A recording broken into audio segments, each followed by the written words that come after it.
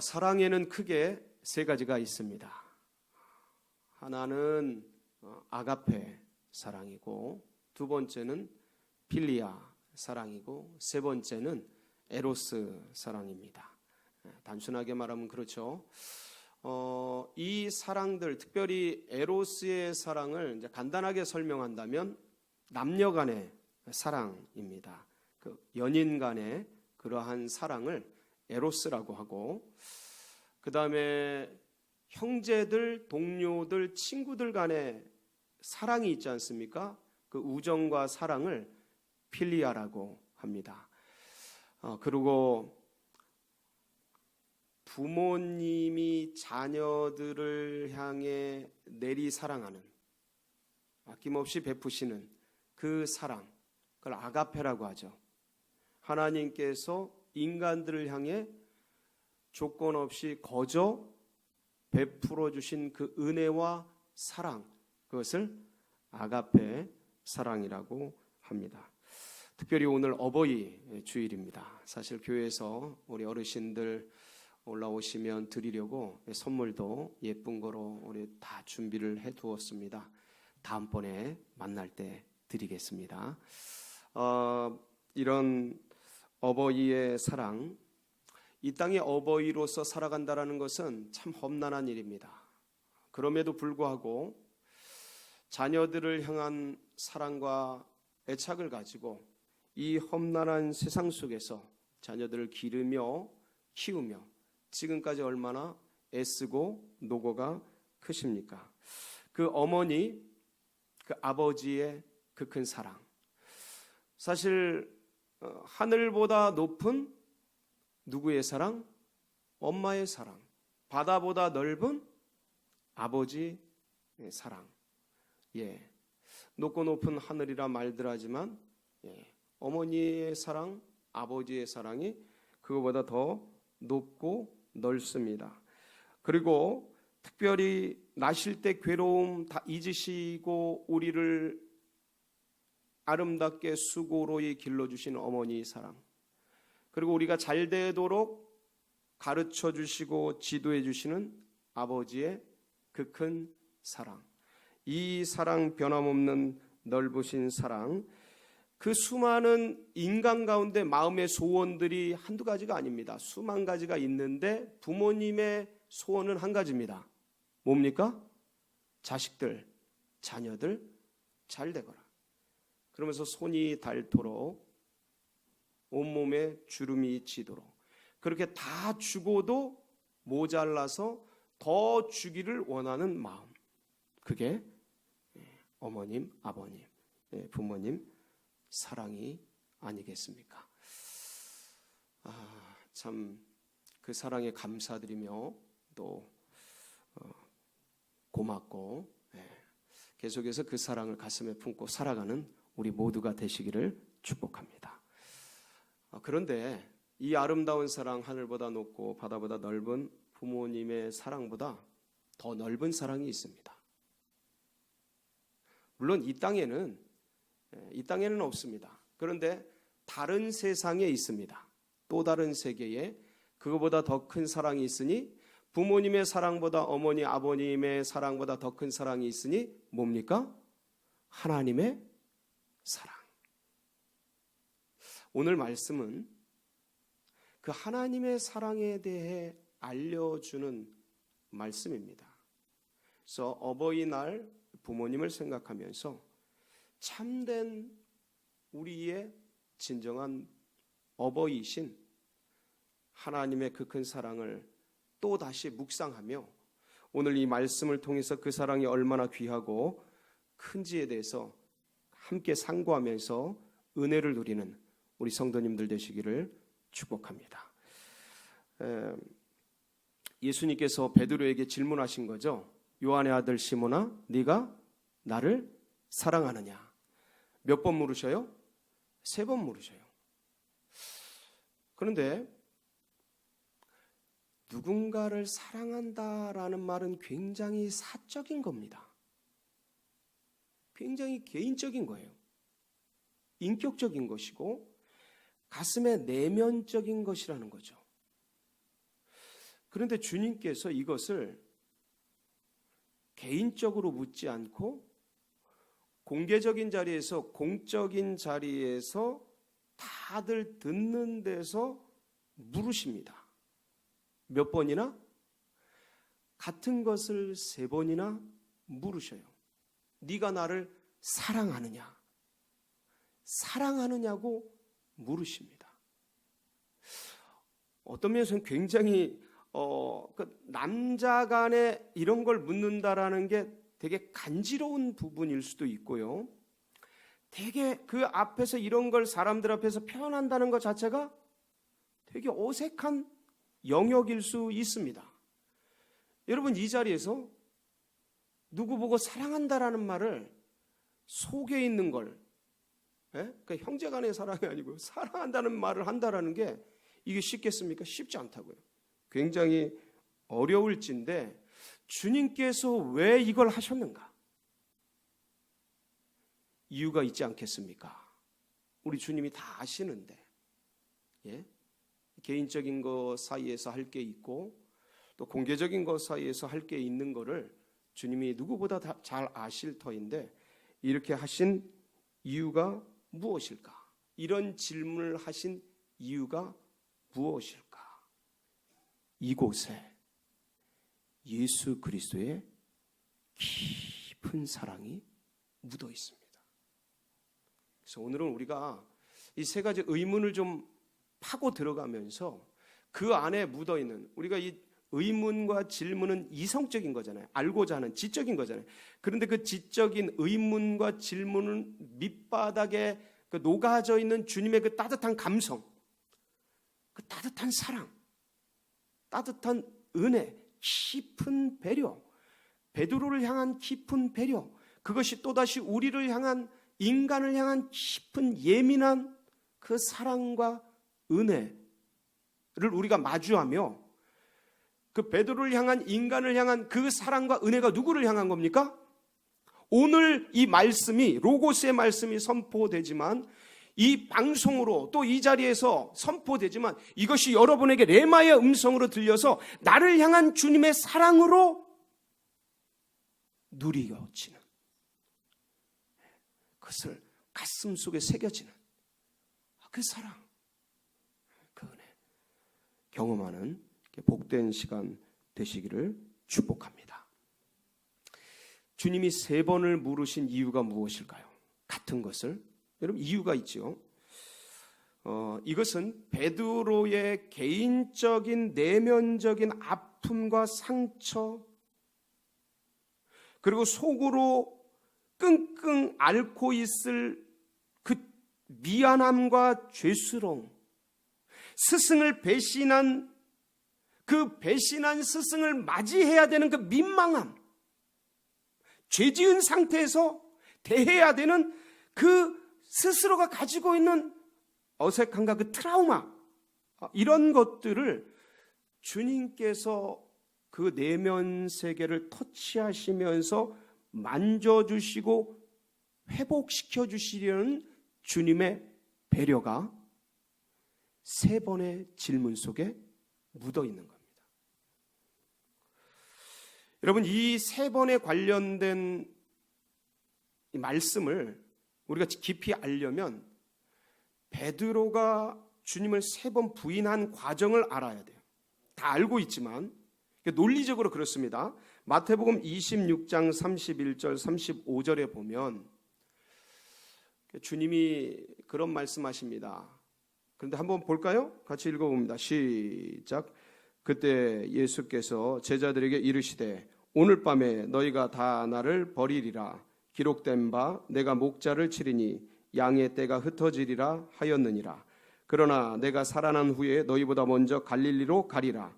베드로가 대답하여 이르되 모두 주를 버릴지라도 나는 결코 버리지 않겠나이다.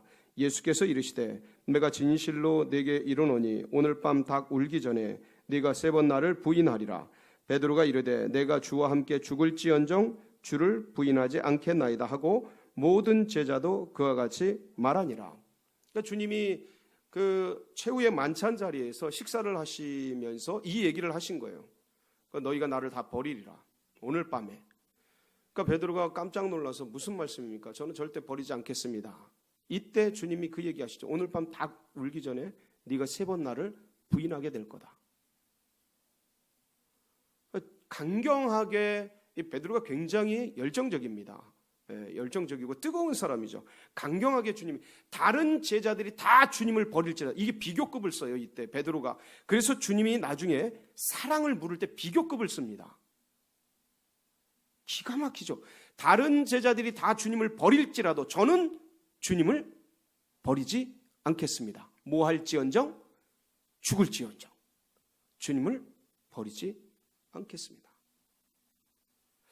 그런데 우리가 아다시피 어떤 일이 발생을 합니까? 예수님이 겟세마네에서 기도를 마치시고 이제 가룟 유다가 보낸 대제사장들과 군사들에게 끌려가게 되죠. 그래서 대제사장의 그 신문하는 곳으로 가게 됩니다. 체포가 되어서.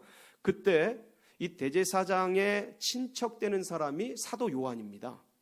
그래서 사도 요한이 아니까 그 대제사장 뜰에 들어가게 되는데, 그때 데리고 갔던 사람이 베드로입니다. 그러니까 베드로와 사도 요한이 같이 들어간 거예요. 주님이 어떻게 되는지 궁금하고 도망간 것들도 미안하고 그 스승에 대한 어떻게 되는지 그런 마음을 가지고 찾아가게 된 거죠. 거기서 베드로를 알아본 여종이 있었습니다. 그 대제사장 뜰 안에 있었던, 불을 쬐려고 있는데 여종이 알아본 거예요. 너 갈릴리 사람 아니냐? 저 예수의 제자 아니냐? 그때 어떻게 합니까? 아니다라고. 무슨 소리냐? 아니다. 그리고 다음 칸으로 이동했는데 거기서 또 묻죠. 너 예수의 제자 아니냐? 그러니까 그때 부인하고 맹세를 합니다. 아니다. 맹세컨대 난 절대 아니다. 또 이동을 하죠. 근데 거기서 알아봅니다. 그때는 그 베드로가 겟세마네에서 칼로 내려쳤는데 말고의 귀가 잘라지는데, 그 말고, 귀가 잘라진 말고의 친척이 그 자리에 있었어요. 너 갈릴리 사람 맞다. 네 말과 네 옷이 너를 증명한다. 그러니까 그때 부인하고 맹세하고 저주하며 나는 모른다라고 거부를 하게 되죠. 이 장면이 마태복음 26장 69절로 75절인데 한번 읽어보겠습니다. 이때 명장면이 나오는데 같이 봅니다. 시작. 베드로가 바깥들에 앉았더니 한 여종이 나와 이르되 너도 갈릴리 사람 예수와 함께 있었도다 하거늘 베드로가 모든 사람 앞에서 부인하여 이르되 나는 네가 무슨 말을 하는지 알지 못하겠노라 하며 앞문까지 나아가니 다른 여종이 그를 보고 거기 있는 사람들에게 말하되 이 사람은 나사렛 예수와 함께 있었도다 하며 베드로가 맹세하고 또 부인하여 이르되 나는 그 사람을 알지 못하노라 하더라. 조금 후에 곁에 섰던 사람들이 나와 베드로에게 이르되 너도 진실로 그 도당이라 네 말소리가 너를 표명한다 하거늘 그가 저주하며 맹세하여 이르되 나는 그 사람을 알지 못하노라 하니 곧 닭이 울더라. 이에 베드로가 예수의 말씀에 닭 울기 전에 네가 3번 나를 부인하리라 하심이 생각나서 밖에 나가서 심히 통곡하니라. 이때 뭐가 울어요? 닭이 울어요. 닭 울음소리가 들려요. 여러분에게도 이 닭 울음소리가 들리기를 축복합니다. 이게 들리는 게 은혜예요. 엇나가고 잘못 나가고 태만하고 마음이 영이 주님께로부터 흐려지는데 닭 울음소리가 없다면 이건 비극이에요. 인생의 비참한 거예요. 그리스도인의 수치와 모멸이에요. 그런데 이 닭 울음소리가 들리죠. 깜짝 놀라서 베드로가 나가서 슬피 울며 울게 됩니다. 예고하신 대로 그런 일이 일어났는데 이미 엎질러진 물, 돌이킬 수가 없는 거예요. 담을 수가 없는 거예요. 제자들이 전부 겟세마네에서 살기 위해 도망갔습니다. 혼이불을 껴입고 있던 제자들은 빨개벗은 채 이거 버려두고 도망간 제자들도 있어요. 베드로도 도망가죠. 다 도망갔어요. 근데 다 도망간 건 똑같은데 이 베드로는 도망간 것과 더불어서 3번씩이나 부인하고 맹세하고 저주하며 다른 제자들보다 주님 목숨 걸고 제가 주님을 사랑하겠습니다. 그러지 않겠습니다. 라고 말했건만 그렇게 부정한 거죠. 그러니까 괴로움이 더 큰 거예요. 민망함이 더 큰 거예요. 주께서 부활하셔서 이제 베드로를 대면하는데 그 내면 속에 3번이나 부정한 3중 부정 사건, 이게 가슴 속에서 자괴감으로 내리누르는 거예요. 미안함, 죄스러움, 살기 위해서 어쩔 수 없었지만 그러나 내 안에 그 괴로움은 말로 다 할 수가 없는 거죠. 그러니까 이게 거꾸로 살기 위해 그랬지만 스승을 부정하고 맹세하고 저주한 이게 베드로의 가슴의 내면적인 상처와 스트레스가 되는 거예요. 그러니까 본인도 모르게 움츠러들고 위축되고 소심해지게 되는 거죠. 아마 오늘 주님 앞에서 이렇게 예배 드리는 분들 중에서도 삶 속에서 하나님 앞에 괜히 죄스럽고 왠지 좀 민망하고 왠지 죄송하고 그런 분들도 계실 겁니다. 긍정적이든 부정적이든 주님께 대한 이런 민망함, 죄스러움 이런 게 있으면 쉽게 주님 앞에 나아가기가 쉽지 않습니다. 쉽지 않아요. 그러한 베드로에게 주님께서 먼저 찾아주신 거예요. 먼저 손 내밀어 주신 거예요. 먼저 만나 주신 거예요. 먼저 말 붙여 주시는 거죠. 베드로야, 네가 나를 사랑하느냐? 몇 번 물으셨다고요? 3번. 베드로가 3번 강력하게 부정한 주님을 부인했어요.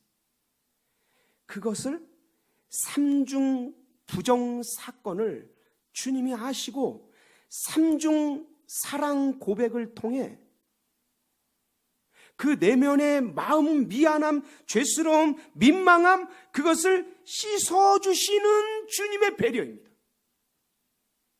주님의 사랑이죠. 그 주님의 은혜이죠. 이게 혼자 채찍 다 맞으시고 혼자 십자가 다 지시고 부정, 맹세, 저주 다 당하시고 고통과 아픔은 홀로 다 당하시고 그렇게 도망간 제자 베드로를 그 애가 속에 민망한 마음, 죄스러운 마음 갖고 있는 것이 안타까워.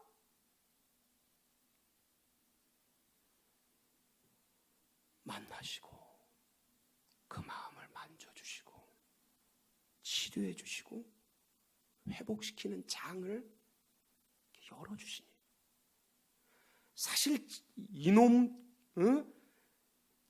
선임 제자로 키워놨더니 제일 부정하고 맹세하고 도망가고 나쁜 놈 혼을 내고 야단쳐도 시원찮을 텐데 그 민망한 마음 가지고 있는 거를 애써 못 참으시고 그 마음을 녹이시고 터치하시고 만지시기 위해서 3번의 3중 고백을 사랑 고백을 하게 하셨던 거죠. 그래서 3번 물으신 거예요. 두 번째, 그렇다면 주님께서는 왜 그 사적인 사랑 고백하는 내면의 아픔, 굉장히 민감한 사적인 부분이지 않습니까? 개인적인 부분이잖아요. 둘이 만나서 해결할 수 있는 부분 아닙니까, 여러분? 되게 사람들 앞에 드러내기도 민망한 일 아니겠습니까? 그 개인적으로 만나셔서 딱 나타나셔서 베드로야, 네 왜 이렇게 이만저만했느냐? 이제 그러지 말아라 하고 다독이고 해도 될 일을 왜 제자들 사이에서 공적으로 공개적으로 공개 질문을 하면서 그렇게 다른 제자들과 비교하면서까지 물으셨냐 이거예요. 왜 그러셨을 것 같아요? 베드로의 뭘 세우기 위해서요? 지도력을 세우기 위해서요. 권위를 세워주기 위해서 그러신 거예요. 여러분 15절 말씀 함께 볼까요? 15절 시작. 그들이 조반 먹은 후에 예수께서 시몬 베드로에게 이르시되 요한의 아들 시몬아 네가 이 사람들보다 나를 더 사랑하느냐 하시니 이르되 주님 그러하나이다. 내가 주님을 사랑하는 줄 주님께서 아시나이다. 이르시되 내 어린 양을 먹이라 하시고, 여기 질문을 잘 보시면 비교급을 씁니다. 베드로가 부정할 때 기억나십니까? 다른 제자들이 다 버릴지라도 저는 그러지 않겠습니다. 비교급을 썼던 거 기억나시죠? 여기 주님이 비교급을 써요. 3번 질문하는 중에 요 첫 번째만 들어가 있는 건데, 요한의 아들 시몬아 네가 이 사람들보다 나를 더 사랑하느냐. 비교급이죠. 여러분, 의도적으로 주님께서는 비교하신 거예요. 다른 사람들과 베드로의 사랑을 비교하신 겁니다. 여러분, 이런 건 정말 곤란한 질문이에요. 사람들 사이에서. 예? 개인적으로 이렇게 하는 게 정말 어떤 면에서는 다른 사람들에게 좀 민망하고 어려운 그런 상황이 되기 때문에 양해를 받거나 되게 이렇게 상식적으로 이렇게 잘 하지 않습니다. 상식적으로 잘 하지 않아요, 이렇게.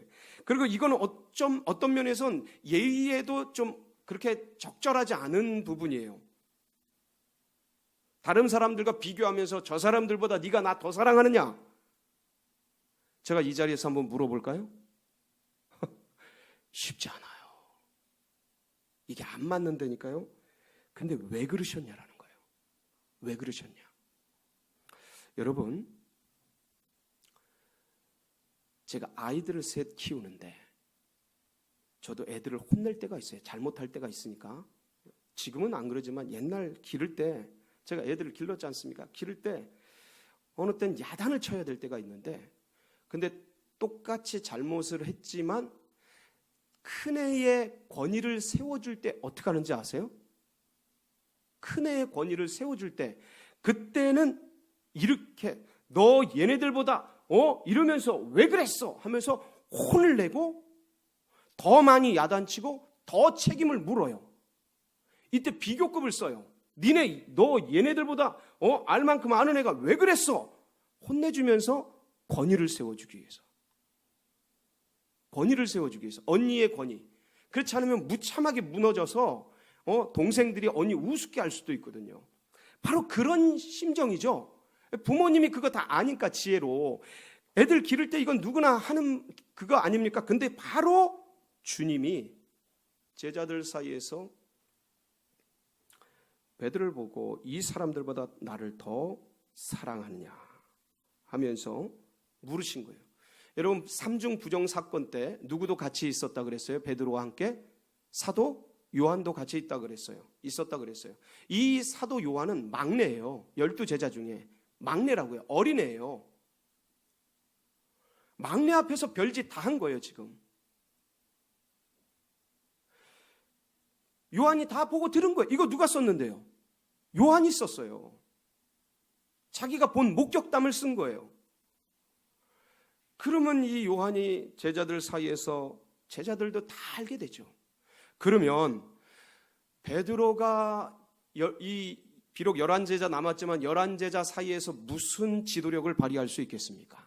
스스로도 민망하고 죄송하고 죄스러워서 주님 앞에 제자라고 말하기도 부끄러울 그럴 지경에, 그러한 제자들 사이에서 무슨 지도력과 사도권을 발휘하며 뭐를 할 수 있겠습니까? 어불성설이죠. 어불성설이에요. 그런데 이제 주님은 이들을 놔두고 승천하셔야 돼요.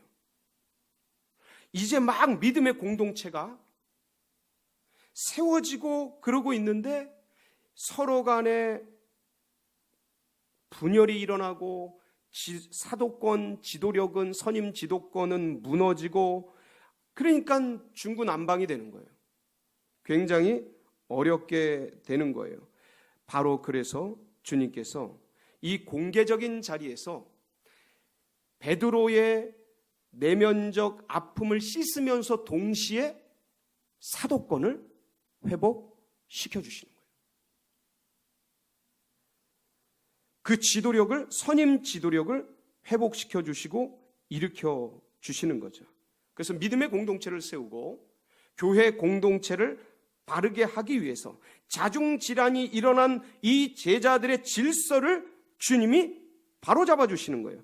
이런 위중한 때에, 이런 중요한 때에 베드로의 지도력이 무너지면 다 무너지는 거거든요.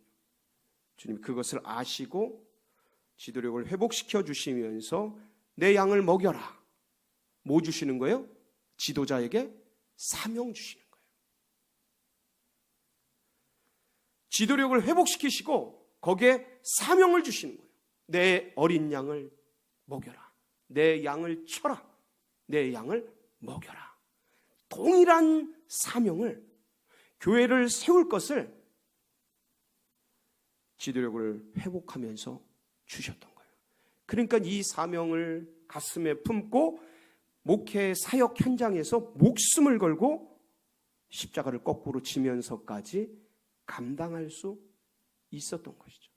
이런 깊은 배려가 세 번의 질문 속에 묻어져 있는 거예요. 마지막으로, 그렇다면 주님께서는 왜 사랑에 대해서 물으셨을까요? 다른 수많은 것들이, 질문할 것들이 있으셨을 텐데, 너 왜 그때 왜 그랬니? 너 그때 열정이 없었니? 왜 그랬니? 뭐 많은 것들이 물을 것이 있었을 텐데 사랑에 대해서 물으셨어요. 주님께서 첫 번째 물으실 때는 이렇게 물으십니다. 베드로에게 아가파스메 하고 물으셔요. 잘 들으셔요. 한글에는 번역되지 않습니다. 아가파스메 하고, 헬라어로 네가 아가페의 사랑으로 나를 사랑하느냐 하고 주님이 물으셔요.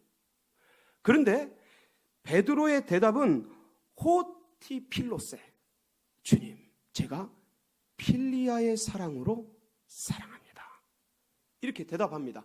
두 번째도 동일하게 아가파스메, 베드로야, 네가 아가페의 사랑으로, 무한한 사랑으로, 하늘의 사랑으로 나를 사랑하느냐 하고 물으시는데 베드로는 그렇게 대답하지 못합니다. 호티필로세, 제가 동료의 사랑으로, 친구 간의 필리아의 사랑으로 사랑합니다. 그러니까 주님이 세 번째 필레이스메, 네가 필리아의 사랑으로 나를 사랑하느냐. 호티필로세, 예 주님, 제가 필리아의 사랑으로 주님 사랑합니다. 여러분, 첫 번째, 두 번째 아가파스메 하고 물으신 이유가 무엇일까요?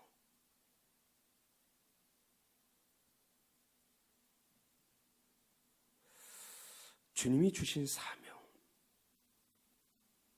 주님이 주신 이 일들, 사역들, 그것은 사람의 사랑으로, 이 땅의 사랑으로, 이 땅의 열정으로, 인간적인 동료애로, 사람들 사이에 있는 어떤 의지력으로, 그 능력으로 감당할 수 있다 없다? 없다라는 말씀을 하고 계신 거예요. 내가 너에게 준 십자가, 내가 네게 맡긴 교회, 내가 너에게 부여한 이 사도권, 네가 얼마 전에 경험했지만 네 열정, 네 실력, 네 능력, 네 감정, 네 사랑, 네가 인간적으로 나를 사랑하는 그 사랑, 그거 얼마나 여지없이 무너지고 부셔졌는가를 네가 경험했지. 그것 갖고 안 되는 거야. 그건 어떤 상황과 환경이 되면 다 무너져 버려. 바람처럼, 연기처럼 사라져버려. 코로나19 속에 없어질지도 몰라. 그 사랑, 그 은혜, 그 믿음. 인간적인, 내면적인, 감정적인 동요에 나는 할 수 있을 것 같고, 나는 지킬 수 있을 것 같고, 내 신앙과 내 믿음과 내 은혜로 그게 감당할 수 있을 것 같으나, 베드로야, 그거 갖고 되는 게 아니야. 아가파스메, 하늘의 사랑, 하나님의 사랑, 아버지의 사랑, 기름 부어진 성령이 부어주시는 그 은혜와 사랑, 그것으로 가능한 거야. 그 사랑으로 사역해야 돼. 그 사랑으로 주님 믿고 가야 해. 그 사랑으로 교회를 짐져야 해. 그 아가페의 사랑으로 영혼들 맡겨준 어린 양들을 먹이고 치고 돌봐야 돼. 그렇지 않으면 너 사꾼돼. 그렇지 않으면 너 배반해. 이 상황과 이 시대와 이 사회 속에서 너 침잠되고 녹아지고 타협하고 그렇게 묻어가. 아가파스메, 네가 나를 아가페의 사랑으로 사랑하느냐. 2000년 전 갈릴리 바닷가에서 베드로에게 네가 나를 사랑하느냐, 아가파스메 라고 물으셨던 그 주님께서 오늘날 코로나19가 횡행하는 이 참으로 어려운 이 때에 우리 모두에게 물으십니다. 아가파스메.